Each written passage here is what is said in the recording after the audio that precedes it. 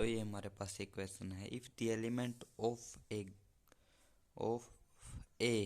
Group G, कोई group G का a element है, इच ऑर्डर एन, उसका ऑर्डर क्या है, एन है, देन हमें प्रूव करना है ए की power M is equal to e if n is a divisor of m. यदि एन एम का डिवाइजर है तो हमें क्या प्रूव करना है, ए की पावर एम की क्या आएगी, ई आएगी।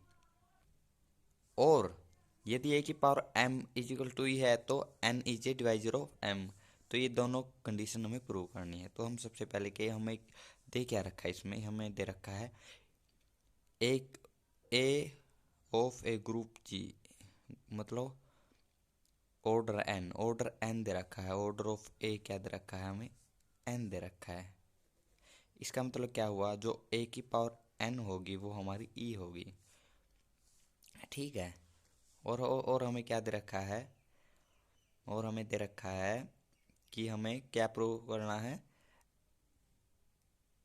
ए की power M is equal to E prove करना है। एन क्या दे रखा है, n is a divisor of m, divisor of M.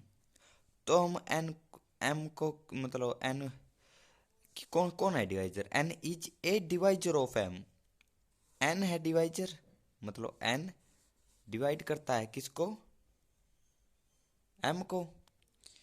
इसका मतलब क्या है, तो हम इसको क्या लिख सकते हैं, M is equal to N Q, हम इसको तभी तो लिख सकते हैं, डिवाइजर है तो।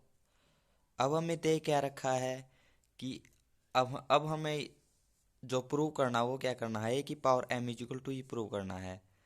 अब हम यहाँ पर इसको क्या ले लेते हैं, ए की power M is equal to a की power M is equal to a की पावर एन क्यू लिख सकते हैं हम।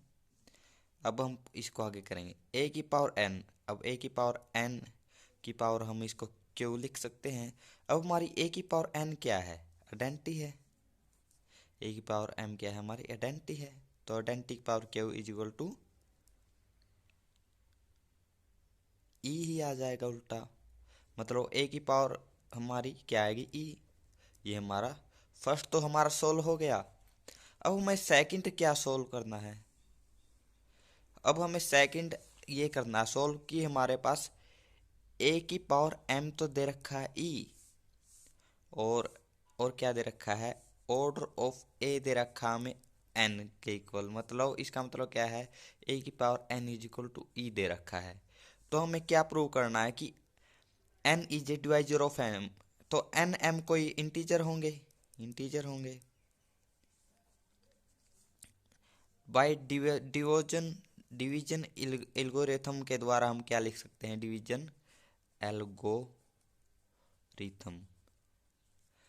यदि हम m को n से डिवाइड करेंगे तो हमें क्या मिलेगा, एन क्यू प्लस आर। यदि हमारा आर जीरो आ जाए तो इसका मतलब एम एन क्या कर रहा है, m को डिवाइड कर रहा है। आर क्या हो सकता है, आर की वैल्यू हो सकती है हमारी या तो इक्वल टू जीरो हो सकती है या इक्वल टू हो सकती है n के, मतलब एन से तो छोटी ही होगी, सॉरी आर की वैल्यू। जो आर होगा ऐसे लिखेंगे हम, जो आर होगा वो या तो बड़ा हो सकता है जीरो से या इक्वल टू हो सकता है, और छोटा किससे होगा, एन से, ठीक है।